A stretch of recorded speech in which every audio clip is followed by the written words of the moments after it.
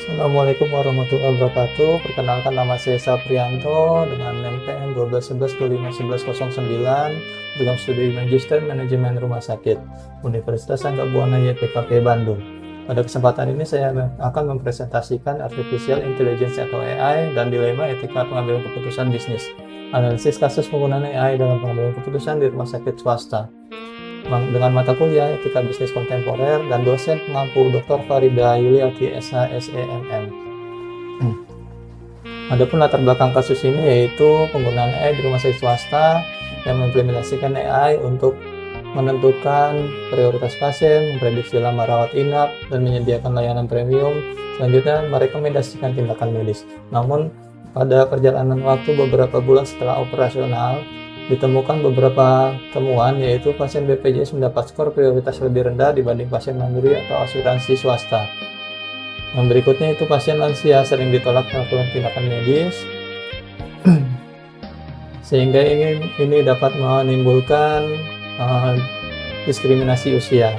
Yang berikutnya itu algoritma tidak pernah diaudit, pasien tidak diinformasikan keputusan berbasis AI, dan pasien berpikir bahwa itu adalah keputusan dari medis atau dokter. Yang terakhir, manajemen berdalih efisiensi biaya, namun masyarakat sudah terlanjur mengecam. Adapun dampak kasus dan statistik, diskriminasi AI terhadap pasien rentan memicu kontroversi dan kecaman publik. Pasien BPJS menerima skor prioritas rendah secara sistematis, sementara pasien lansia sering ditolak untuk tindakan medis tertentu.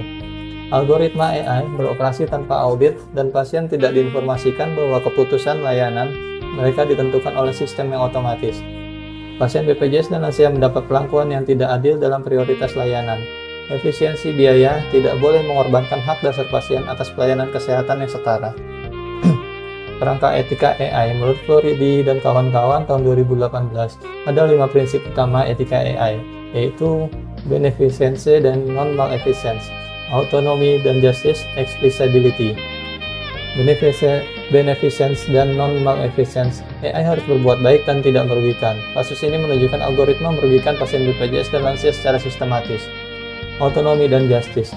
Pasien tidak diberi informasi tentang keputusan berbasis AI. Autonomy, distribusi layanan tidak adil berdasarkan status ekonomi. Justice, explicability, algoritma tidak diaudit dan tidak transparan. Pasien dan tenaga medis tidak dapat memahami atau mempertanyakan keputusan AI yang dihasilkan. Dan hampir semua kasus ini melanggar semua prinsip. Etika bisnis dan teori stakeholder. Freeman dan tanggung jawab moral stakeholder dan good corporate governance. Friedman versus moral. Friedman berpendapat fokus profit maksimal, namun tanggung jawab moral lebih luas. Pendekatan utilitarian membenarkan efisiensi, namun deontologis pasien memiliki hak, wajib dipertimbangkan. Teori stakeholder. Menurut Freeman, tahun 1984, kepentingan semua pemangku kepentingan harus diperhatikan. Pada kasus ini, pasien diabaikan demi efisiensi biaya operasional. Menurut GCG, good corporate governance, transparansi, akuntabilitas, responsibility, tanggung jawab, independensi, dan fairness disebut tarif itu dilanggar. Semua dilanggar dalam implementasi AI ini. Aspek ESG, environmental, social, and governance, dan hak konsumen. Pelanggar dimensi sosial, tata kelola, dan hak pasien dalam implementasi AI. Dalam aspek ESG ada 2 pilar utama, yaitu pilar sosial dan pilar governance. Pilar sosial, diskriminasi terhadap pasien rentan BPJS dan lansia. AI memperlebar kesenjangan akses layanan medis berdasarkan status ekonomi dan usia, melanggar prinsip kesetaraan sosial. Menurut pilar governance, tidak ada audit algoritma secara berkala, ketiadaan pengawasan internal dan eksternal terhadap sistem AI, mencerminkan lemahnya tata kelola perusahaan yang bertanggung jawab. Dan hak konsumen yang diatur Undang-Undang Nomor 8 Tahun 1999, pelanggaran hak atas informasi yang jujur dan pelayanan non-diskriminatif, pasien tidak diberitahu keputusan berbasis AI, melanggar pasal 4 Undang-Undang Perlindungan Konsumen. Masalah etika utama, ada 5 permasalahan etika kritis dalam penggunaan AI. Yang pertama yaitu bias algoritmik diskriminatif terhadap pasien rentan, BPJS dan lansia. Yang kedua, minimnya transparansi dan ketiadaan informed consent. Yang ketiga, ketiadaan audit dan akuntabilitas sistem AI. Keempat, konflik efisiensi biaya dan prinsip beneficence dan maleficence. 5. Pelanggaran keadilan distributif. Kelima, masalah ini mencerminkan kegagalan tata kelola AI yang mengorbankan hak dasar pasien demi efisiensi operasional. Tanpa reformasi etika yang menyeluruh, kepercayaan publik dan keberlanjutan institusi akan terancam. Analisis pemangku kepentingan. Pemetaan kepentingan pengaruh stakeholder dalam kasus AI rumah sakit. Dari segi pasien BPJS dan lansia, kepentingannya tinggi, namun tingkat pengaruhnya rendah. Dampak yang dirugikan oleh sistem prioritas AI yang diskriminatif dan tidak transparan. Dari segi manajemen dan regulator, manajemen pengaruhnya tinggi. Dampaknya tanggung jawab hukum dan reputasi. Regulator, yaitu Kemenkes dan BPJS, pengaruhnya tinggi. Dampak dan potensi pemberian sanksi. Dokter dan masyarakat. Dokter otonomi klinis berkurang dan menghadapi dilema yang etis. Media dan masyarakat, tekanan opini publik tinggi terhadap rumah sakit. Risiko bisnis yang dihadapi rumah sakit. Dampak penggunaan AI tanpa tata kelola etika yang memadai. Ada beberapa risiko, yaitu risiko reputasi dan hukum, penurunan kepercayaan publik, dan potensi boikot sosial. Pelanggaran Undang-Undang Perlindungan Konsumen dan Undang-Undang PDP berpotensi menimbulkan sanksi hukum yang serius. Risiko operasional dan finansial.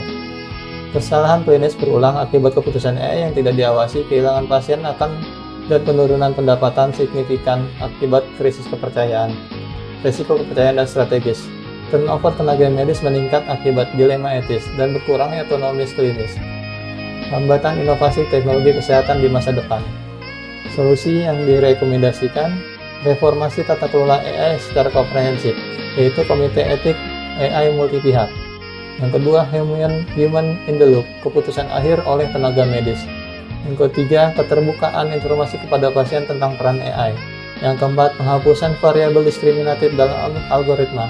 Yang kelima, audit algoritma berkala secara internal dan eksternal. Yang keenam, kebijakan etika digital formal.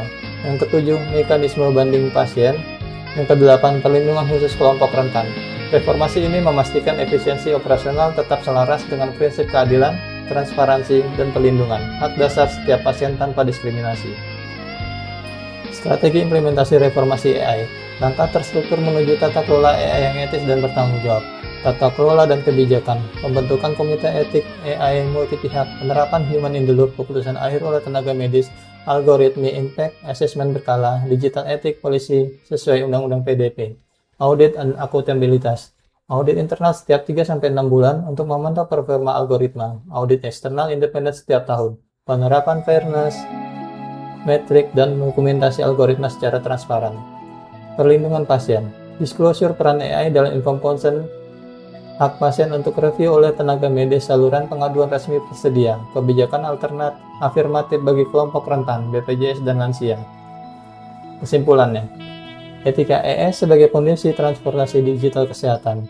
Adopsi AI tanpa tata kelola etika menyebabkan diskriminasi sistemik terhadap pasien rentan. Masalah bukan pada teknologinya, melainkan kurangnya transparansi dan akuntabilitas. Efisiensi biaya tidak boleh mengorbankan hak dasar pasien atas layanan yang adil. Yang berikutnya, transformasi digital kesehatan harus berlandaskan etika kokoh dan keberlanjutan jangka panjang. Demikian presentasi dari saya. Apabila ada kekurangan dan kami mohon maaf. Assalamualaikum warahmatullahi wabarakatuh.